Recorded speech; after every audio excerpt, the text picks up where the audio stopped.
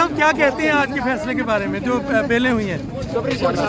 Sir अब इसके अलावा तो कोई चॉइस है नहीं, जो भी अदालतें हमें कहेगी। खान साहब पहले भी अदालतों का एहतराम करते रहे और अब भी करेंगे। सबसे बड़ा जो हमारा प्रॉब्लम है या मुल्क का प्रॉब्लम है वो है कि उनको प्रॉपर सिक्योरिटी नहीं प्रोवाइड की जा रही, उनकी जान को खतरा है। एक दफ़ा कातलाना हमला उनके ऊपर हो चुका है।